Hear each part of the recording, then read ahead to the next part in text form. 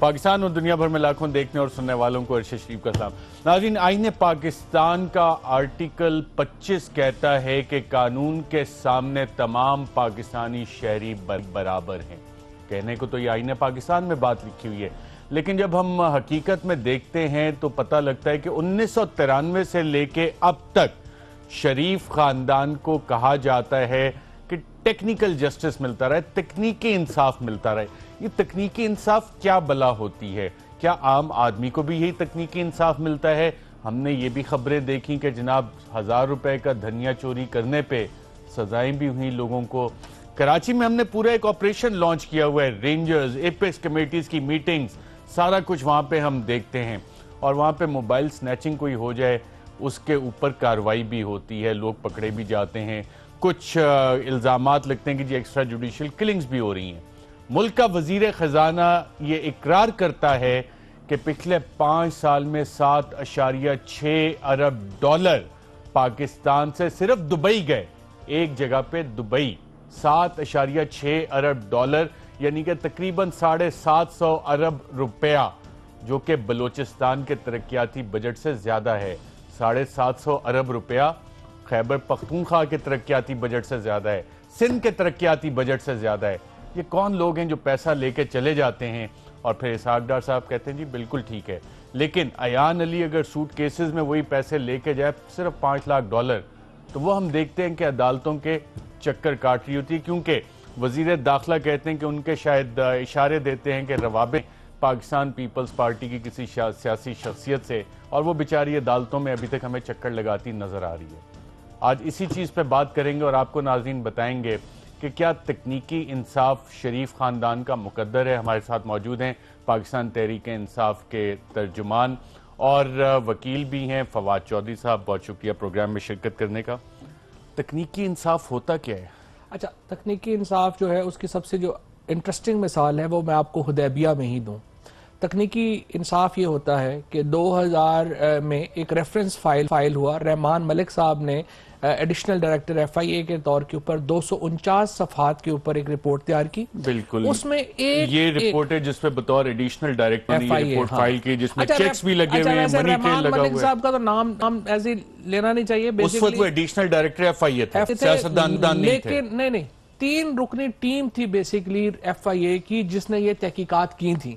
F آئی اے نے 249 جس میں ایک روپے کا حساب ہے، کیسے گئی جو آپ نے پڑھا ہوگا۔ اچھا، اس کے بعد کیا ہوا، جب یہ پرویز مشرف صاحب کی گورنمنٹ تھی، جب یہ جانے لگا تو سعودی صاحب عرب کے ایک جو شہزادے اس وقت بھی آ گئے اور انہوں نے کہا جی نواز شریف صاحب کو این آر او دیں، لہٰذا اس وقت وہ ریفرنس روک دیا گیا اور این آر او ہو گیا۔ اب آپ ایک گیس لگائیں کہ کتنے پیسے جو ہے وہ لانڈر ہوئے۔ اس رپورٹ کے مطابق 1200 ارب روپیہ لانڈر ہوا اس رپورٹ کے مطابق۔ وہ بیچاری، آپ صحیح کہہ رہے تھے، ایان جو ہے وہ 5 لاکھ کے اوپر جو ہے وہ دھکے کھا رہی ہے، سال ہو گیا۔ اچھا، اب اس کے بعد یہ کیس پرائم منسٹر صاحب نواز شریف صاحب جو ہے ان کی وہ ختم ہوئی، وہ واپس تشریف لائے۔ اس کے بعد 2014 میں یہ کیس لگا ہائی کورٹ میں ریفرنس کے طور کے اوپر کی جسٹس۔ دیکھیں اب یہاں سے شروع ہو رہا ہے۔ نصیر بھٹا صاحب پی ایم ایل این کے ایم این اے تھے 2008 سے 2013 تک کے، ان کو 2013 میں ٹکٹ نہیں ملا، ان کو ایڈیشنل اٹارنی جنرل بنایا گیا۔ Additional attorney general P M L N کے M N A Nasir Bhatta صاحب کورٹ میں پیش ہوئے اور انہوں نے کہا جی حکومت اس ریفرنس کو مزید نہیں چلانا چاہتی۔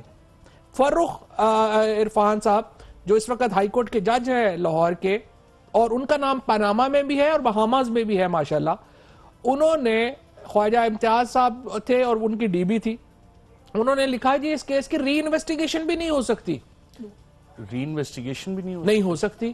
اور یہ ایک ریفری جج کے پاس گیا اور ہائی کورٹ نے اٹارنی جنرل کے حکومت بھی اپنی، اٹارنی جنرل بھی اپنا، باقی بھی انویسٹیگیشن بھی سب اپنی۔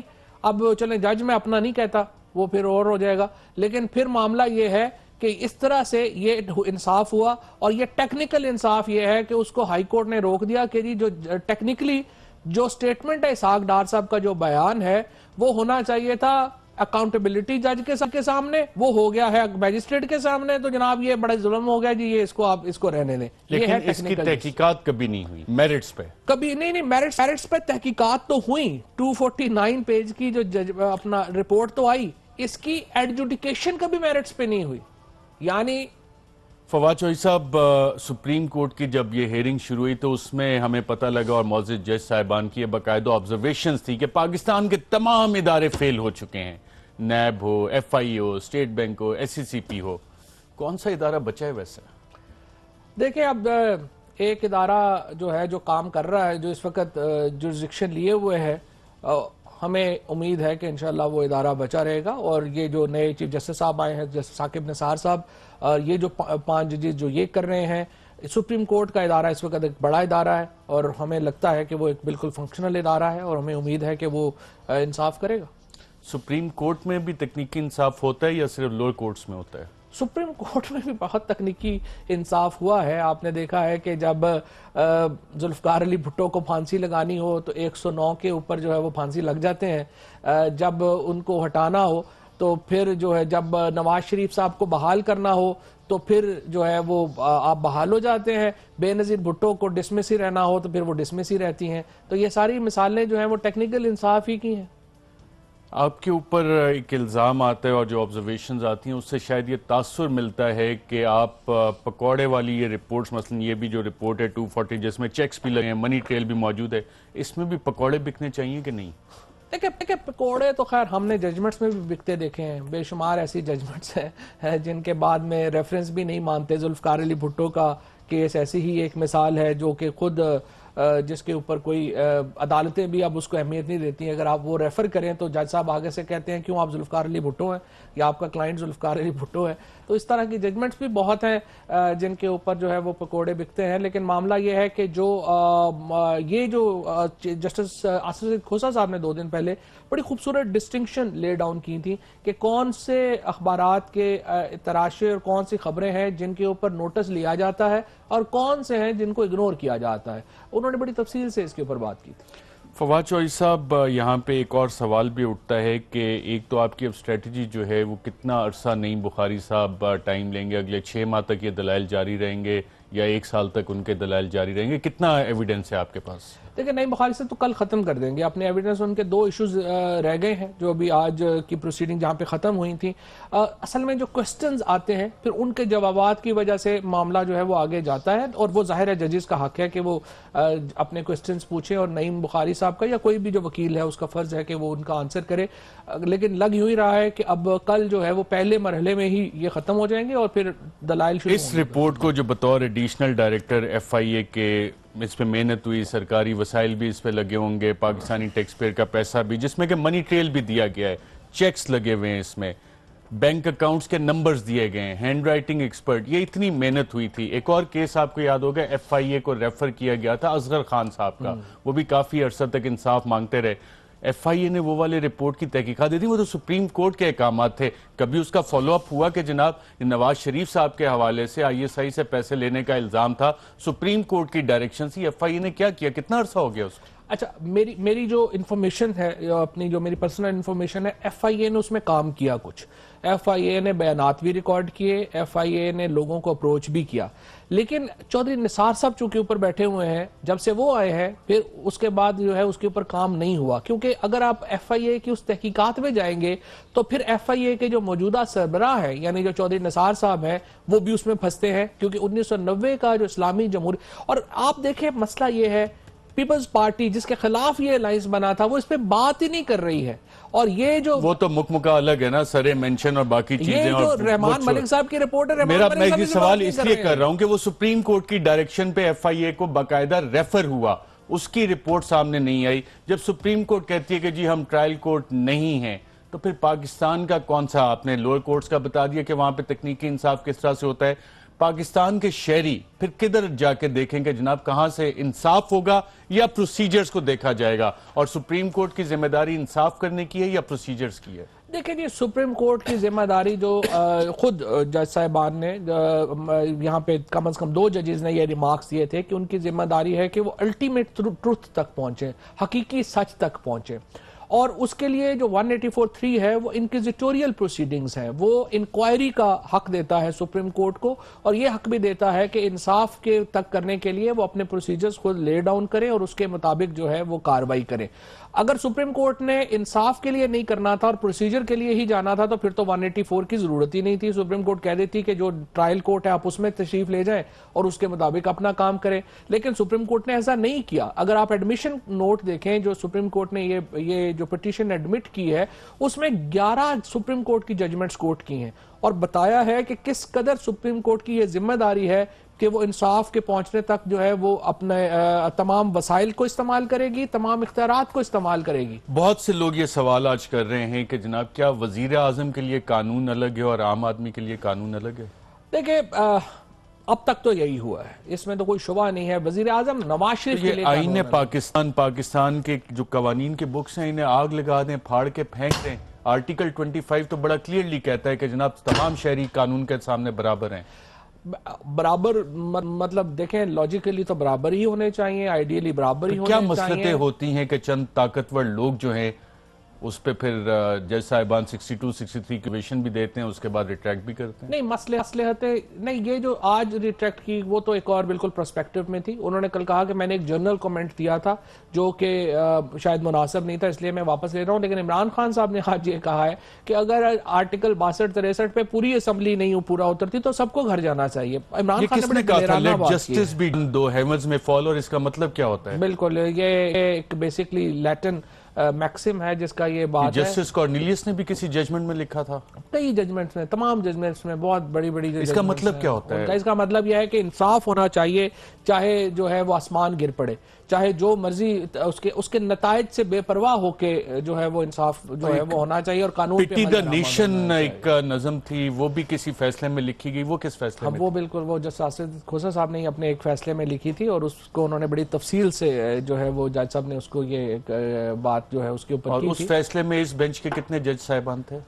میرا خیال ہے 3 جج صاحبان جو تھے، ابھی 2 اس یا میں 3 بیٹھے ہاں ہیں۔ 2 یا 3 تھے جہاں تک مجھے یاد پڑتا ہے۔ بالکل ابھی تک جتنے سوالات آئے ہیں اور ہر شخص یہ جاننا چاہ رہا ہے کہ کیس کہاں تک پہنچے اور پی ٹی آئی کتنا سمجھتی ہے کہ مضبوط ہے آپ کا کیس؟ دیکھیں ہمارا کیس جو ہے وہ بڑا کیس ہے کیا بنیادی طور کے اوپر کیس تھا۔ پہلی بات یہ ہے کہ کیس کو پی ٹی آئی کا کیس تو نہیں ہے، ارشد شریف صاحب کا کیس تو نہیں ہے۔ ہم آئی سی آئی جے نے کہا کہ یہ 4 پراپرٹیز ہیں، یہ پراپرٹیز جو ہیں وہ پرائم منسٹر صاحب کے خاندان سے ہیں۔ انہوں نے آ کے یہ جو آج ایک غلط فہمی ہوئی، جیسے کہا انہوں نے کہ پیناما پیپر جو ہے اس کو آپ پھر ہٹا رہے ہیں۔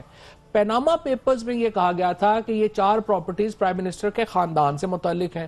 پرائم منسٹر کی فیملی نے وہ پراپرٹیز ایڈمٹ کر لیں، تو پھر اس میں ایڈمیشن والی تو باقی تو کاغذات کی تو بات رہ ہی نہیں گئی، اور کاغذات کافی سارے پیش ہوئے ہیں۔ ناظرین آج اس رپورٹ کرایا سپریم کورٹ آف پاکستان میں، جس میں کہ آپ نے فواد چوہدری صاحب کو بھی سنا، چیک لگے ہوئے ہیں، منی ٹریل اس میں مینشنڈ ہے، اور کہا جاتا ہے کہ یہ انتہائی اہم ڈاکومنٹ ہے۔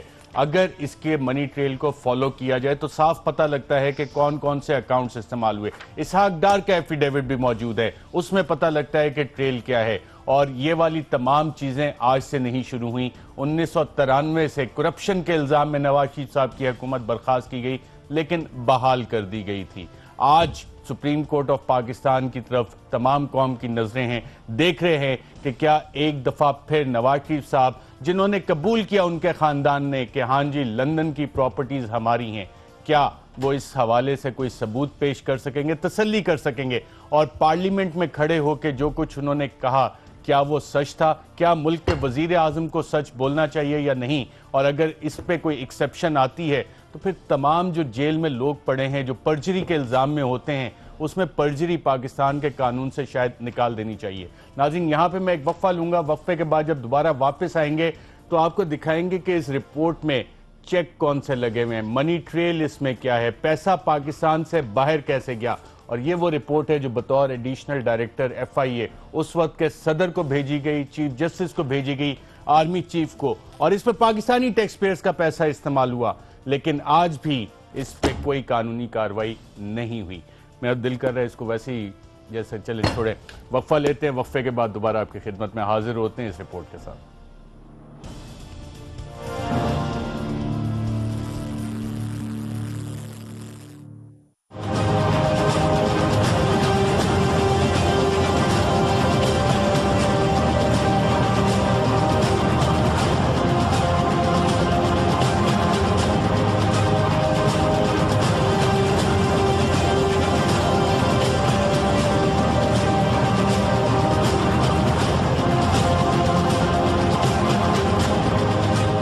آپ نے اسحاق ڈار کے اس ایفیڈیوٹ کا ذکر تو سنا ہی ہوگا جس میں انہوں نے قاضی خاندان کے اکاؤنٹ کا ذکر کیا اور یہ بتایا کہ کس طرح سے وہ ان اکاؤنٹس کو خود چلاتے تھے اور شریف خاندان کے لیے نواز شریف کے کہنے پر منی لانڈرنگ کرتے رہے۔ لیکن ایک اور صاحب بھی اس سارے کھیل میں شامل رہے جس کا نام شاید اتنا منظر عام پر نہیں آیا۔ یہ صاحب ہیں جاوید کیانی۔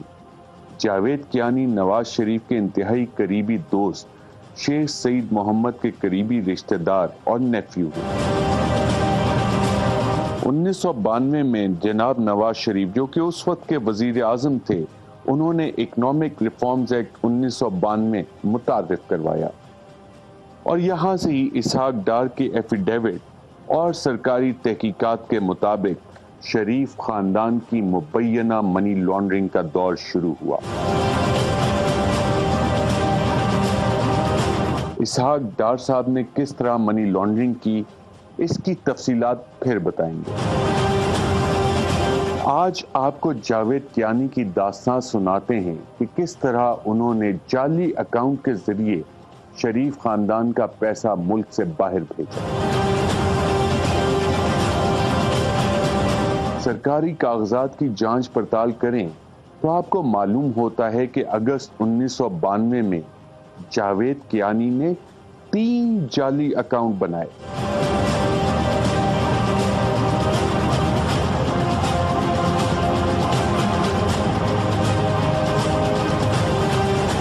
یہ تینوں اکاؤنٹ غیر ملکی کرنسی کے تھے اور حبیب بینک اے جی زیورچ لاہور برانچ میں محمد رمضان، سلمان ضیاء اور اصغر علی کے نام پر کھولے گئے تھے۔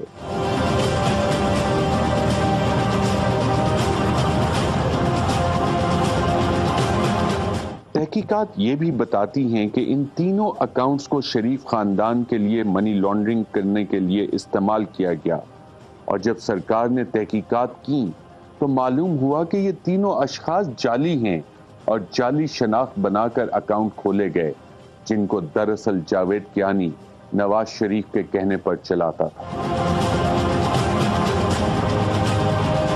انہی 3 اکاؤنٹس کو استعمال کر کے شریف خاندان کے کاروبار کے لیے قرض حاصل کیے گئے۔ ان اکاؤنٹس میں تقریباً 37,94,762 ڈالر اور چیک جمع کروائے گئے اور اس کے عوض 49 ملین ڈالر کا قرضہ ڈالر بیرر چیک کی صورت میں حاصل کیا گیا۔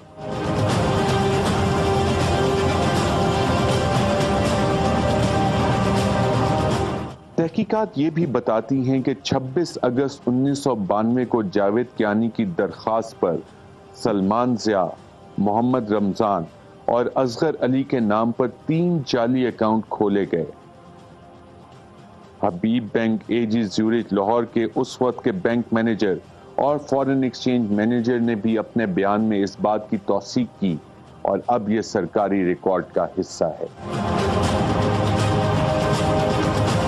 سرکاری اداروں نے 90 کی دہائی میں جب تحقیقات کی تو محمد رمضان، اصغر علی اور سلمان ضیاء کے بینک فارم حاصل کرنے کے بعد جاوید کیانی کے اور ان فارمز اور چیکس پر تحریر کی ایک تحریر شناس سے تصدیق بھی کروائی تاکہ یہ ثابت ہو سکے کہ جاوید کیانی ہی ان تینوں ناموں سے یہ اکاؤنٹ چلا رہا تھا یا نہیں۔ اور تحریر شناس نے اپنے بیان میں بھی یہی کہا کہ بلا شک یہ تحریر ایک ہی شخص کی ہے۔ تحقیقات میں تمام چیکس کی کاپیاں اور پیمنٹ ریکارڈ بھی موجود ہے جو آج تک سامنے نہ آ سکا۔ اس ریکارڈ کے مطابق سلمان ضیاء کا اکاؤنٹ نمبر 202120-106561 تھا اور اس میں 20,81,038 ڈالر جمع کروائے گئے۔ ان میں سے 7 لاکھ ڈالر ٹریولر چیک کی صورت میں 4 اکتوبر 1994 کو، 7,50,000 ڈالر ٹریولر چیک کی صورت میں 8 اکتوبر 1992 کو، सऊदी हॉलैंड बैंक रियाद से जमा करवाए गए।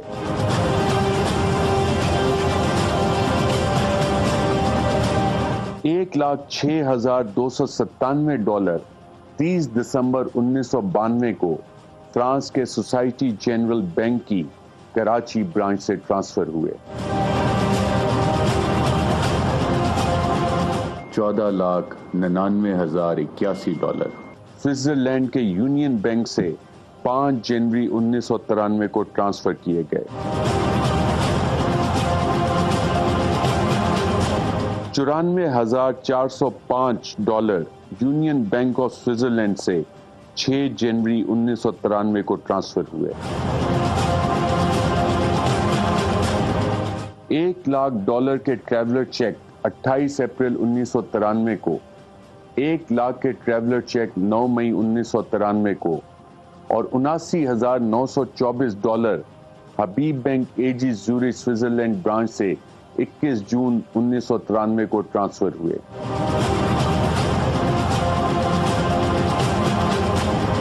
इसी तरह दूसरा जाली अकाउंट था मोहम्मद रमजान का। इसका अकाउंट नंबर 202-120106578 था। इस अकाउंट में national bank of Abu Dhabi के जारी शुदा $2,00,000 के ट्रैवलर चेक 6 मई 1993 को जमा करवाए गए।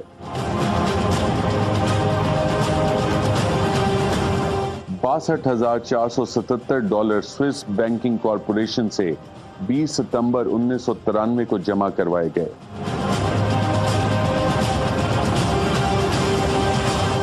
बैंक रिकॉर्ड के मुताबिक इससे पहले इस अकाउंट में ट्रैवलर चेक्स की मद में $13,00,000 जमा करवाए जा चुके थे और ये सब अक्टूबर 1992 में हुआ।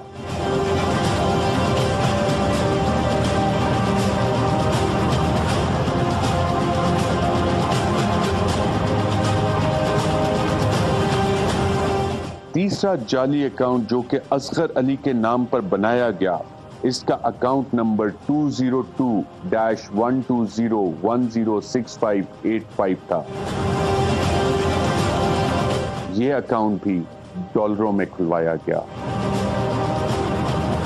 और 7,50,000 के ट्रैवल चेक 4 अक्टूबर 1992 को नेशनल बैंक अबू धाबी से इसमें मुंतकिल किए गए। $5,00,000 ट्रैवल चेक की सूरत में 8 अक्टूबर 1992 को जमा करवाए गए। $2,00,000 ट्रैवल चेक की सूरत में 4 मई 1993 को जमा करवाए गए। $62,477 स्विस बैंकिंग कॉरपोरेशन से 20 सितंबर 1993 को जमा करवाए गए। इस तरह कुल मिलाकर सलमान ज़िया के अकाउंट में $34,29,700, मोहम्मद रमजान के अकाउंट में $15,62,477 और असगर अली के अकाउंट में $15,12,477 जमा करवाए गए और कुल मिलाकर ये रकम $65,04,067 बन गई। इस रकम से शरीफ खानदान ने किस तरह कर्ज लिए और अपनी रकम को वाइट किया, ये एक लंबी कहानी है। और इस तरह की एक और कहानी है काजी खानदान की, जिसके अकाउंट को उस दौर में इसहाक डार साहब ने इस्तेमाल करते हुए मुबैना मनी लॉन्ड्रिंग की और 2000 में इसका इतराफ भी किया। अब आते हैं सरकारी तहकीकात के सबसे चौंका देने वाले हक़ाइक़ की जानिब। वज़ीर आज़म और उनकी जमात की जानिब से बारहा ये कहा गया कि वज़ीर आज़म की एक भी ऑफशोर कंपनी नहीं है। प्राइम मिनिस्टर के बारे में कोई इल्ज़ाम नहीं है, हसन पर कोई इल्ज़ाम नहीं है, हुसैन पर कोई इल्ज़ाम नहीं, मरियम पर कोई इल्ज़ाम नहीं। मेरे वज़ीर आज़म पर किसी किस्म का इल्ज़ाम नहीं है। मेरा वज़ीर आज़म अल्लाह के फजलो करम से करप्शन से पाक है, ना उस पर किक बैक्स का कोई इल्ज़ाम है, ना कोई करप्शन का। आप सारे जिन का नाम है, चाहे वो पीपल्स पार्टी का है, चाहे वो ऑयल फॉर फूड डील का इराक का है, चाहे वो स्विस अकाउंट से है, चाहे वो एतजाज साहब की जो बात की, चाहे वो जिस का भी है, उन्होंने कोई जवाब नहीं देना। صرف اس نے جواب دینا جس کا نام نہیں ہے, اس کا نام یہ نواز شریف ہے. سبحان اللہ بھائی, واہ بھائی واہ, بڑی خوبصورتی ہے. نواز شریف صاحب کے نام سے اور شہباز شریف صاحب کے نام سے کسی قسم کی کسی پراپرٹی کے بارے میں, کسی کمپنی کے بارے میں کوئی اطلاع نہیں ہے. خود وزیر اعظم بھی بارہا یہی بیان دے چکے ہیں. جس شخص کا ہزاروں لاکھوں صفحات پر مشتمل پاناما پیپرز میں ذکر تک نہیں, اس پر کمیشن کے قیام اور تحقیقات کے آغاز سے پہلے ہی باضابطہ فرد جرم عائد کر دی گئی ہے.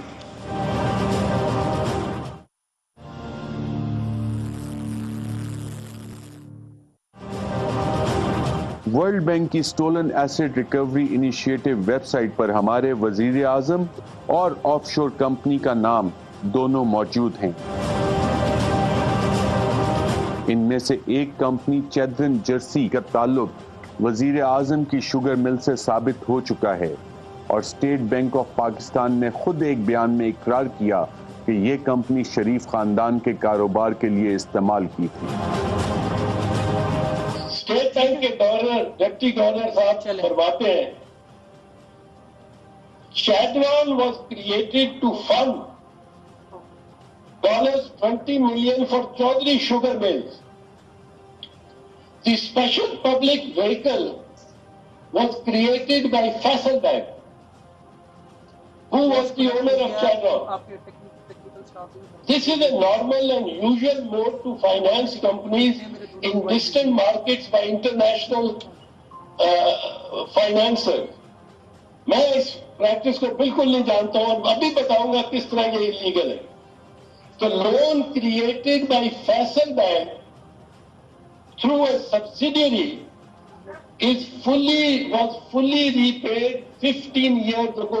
یہ 15 سال پہلے کا ملاحظہ کر لیں, 15 سال پہلے یہ لون پے کر دیا گیا اس کمپنی سے, اس انٹرنیشنل بینکنگ کمپنی سے, جس کو ظاہر نہیں کیا گیا, جس سے $20 ملین لیے تھے. The Prime Minister and his family members never owned this company, یعنی Chevron. اب سوال جو اٹھتے ہیں, Chevron کو یہ اون نہیں کرتے تو Chevron قرضہ کیوں لیتی ہے ان کے واسطے؟ کس نے Chevron کا دماغ خراب کیا ہے؟ کون؟ اچھا آپ 15 سال آپ لیں, 15 سال, آج 2016 ہے, 15 سال پہلے واپس کر دیا کرتا ہے. یہ کہتا ہے اسٹیٹ بینک 2000 لے لیں, یعنی کمپنی اس سے پہلے بنی. کمپنی کب بنی؟ جب نواز شریف, میاں نواز شریف وزیر اعظم پاکستان تھا. فیصل بینک کو دباؤ ڈال کے فیصل بینک سے $20 بلین دیے گئے, اور فیصل بینک پہ ساری لائبلٹی ڈالی گئی. ایسا کاروبار تو مجھے بھی اجازت دے دو, اگر مل جائے تو کیا بات ہے, ہمارے نیارے ہو جائے. مجھے اجازت نہیں دیتے ہو تو میرے بیٹے کو اجازت دے دو کہ لائبلٹی بینک لے رہا ہے. جو بھی اس وقت, میں نام نہیں لینا چاہتا ہوں, فیصل بینک کی مینجمنٹ تھی, انہوں نے بھی جرم کیا ہے, قابل دست اندازی پولیس جرم کیا ہے, کاگنیزیبل آفینس کیا, فراڈ کیا, fraud on the bank's shareholders, equity holders, on the bank's account holders. ان سب پہ فراڈ کیا ہے کہ ایک لون لے کے فیصل بینک لون لیتا ہے اور فائدہ اس کو شریف خاندان کی شوگر مل کو دے دیا جاتا ہے. اور یہ کب ہوتا ہے؟ یہ کب ہوتا ہے؟ جب وزیر اعظم پاکستان ہے. اس پہ نیب آرڈیننس کا سیکشن 9 ذیلی 8 براہ راست لگتی ہے, مس یوز آف اتھارٹی. 14 साल इसकी सजा है। यूसुफ रजा गिलानी ने इनको इसी शिक के तहत सजा हुई। उसने क्या किया था? उसने सिर्फ मुलाजमतें दी थी, कोई फर्जी काम नहीं किया था, कोई फर्जी चैटबॉक्स कंपनी नहीं क्रिएट की थी। मगर वहां एक और कंपनी का भी जिक्र है जिसके बारे में शरीफ खानदान की तरफ से खामोशी इख्तियार की गई और कोई भी जवाब ना दिया गया। ये कंपनी है शैमरॉक। बहुत से लोग ये सोच रहे होंगे कि शैमरॉक कंसल्टिंग का नाम कहां से इस फसाने में आ गया। पूरी कौम तो नेस्कॉल और नीलसन के नाम लेकर घूम रही है। अगर सरकारी तहकीकात को फॉलो किया जाए तो ये मालूम होता है कि बरतानिया में फ्लैट 90 की दिहाई में खरीदे गए, जबकि हुसैन नवाज शरीफ ये कह चुके हैं कि फ्लैट 2006 में खरीदे। फ्लैट 17 और 17A जो है और इनको 2006 में जो है एक्वायर किया गया और 2006 में एक्वायर किया गया। इसके बाद से लेके आज तक जो है ना वो हमारी मिल्कियत है। यही नहीं, वजीर आजम मियां नवाज शरीफ खुद पार्लियामेंट के फ्लोर पर यह इकरार कर चुके हैं कि फ्लैट 2005 के बाद सऊदिया वाली मिल बेचकर खरीदे गए। हजूर, ये हैं वो ज़राए और वसाइल जिनसे लंदन के फ्लैट्स खरीदे गए।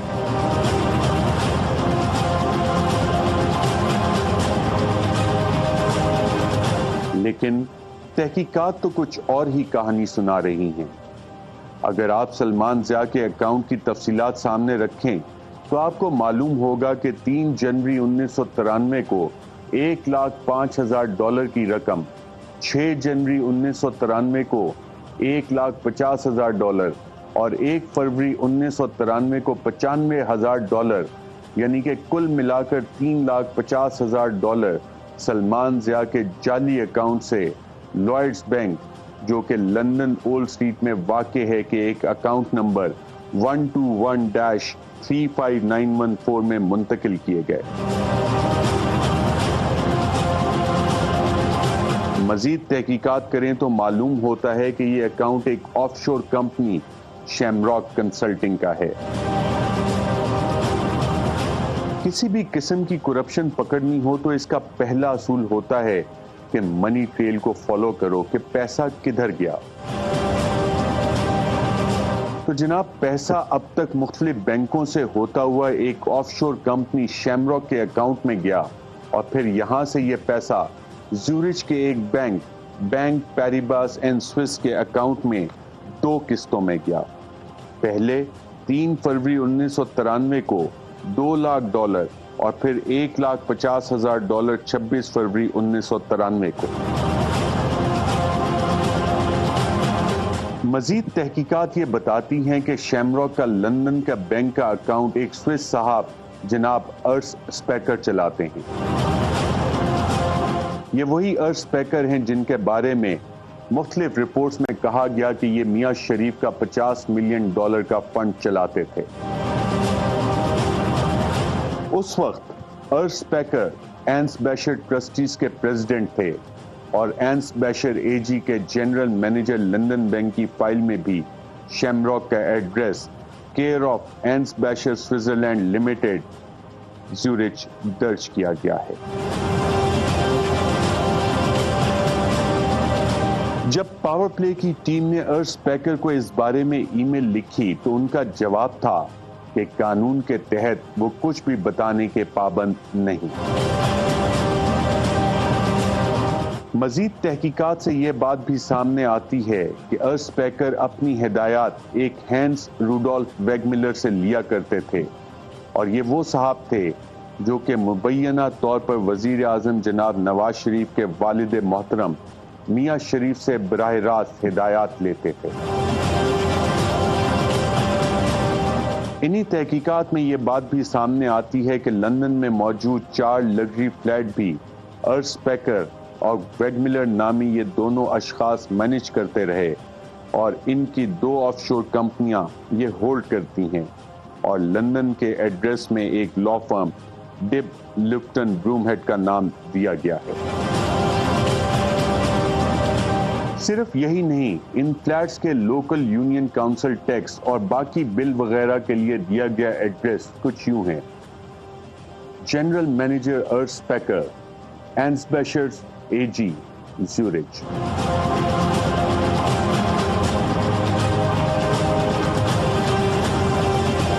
اگر سلمان ضیاء کے اکاؤنٹ سے ٹرانسفر ہونے والی رقوم کی تاریخ اور پھر فلیٹ خریدنے کی تاریخ پر نظر دوڑائیں تو کچھ ایسا منظر سامنے بن جاتا ہے کہ 8 اکتوبر 1992 سے سلمان ضیاء کے اکاؤنٹ میں رقوم کی منتقلی شروع ہوئی اور 3 جنوری 1993 سے یہ رقوم شیمراک کے اکاؤنٹ میں، جبکہ 3 فروری 1993 کو یہ رقوم ویگملر کے اکاؤنٹ میں ٹرانسفر ہوتی ہیں اور پہلا اپارٹمنٹ 1 جون 1993 میں لیا جاتا ہے۔ اگر وزیر اعظم کے پارلیمنٹ کے فلور پر دیے گئے بیان کو صحیح مان لیا جائے تو اس منی ٹریل کا کیا کیا جائے جو 1992 میں شروع ہوا اور جون 1993 میں پہلا فلیٹ خریدنے تک جاتا ہے؟ ان چیکس کا کیا کیا جائے جو اس منی ٹریل کی کہانی 2006 سے پہلے کی بتاتے ہیں؟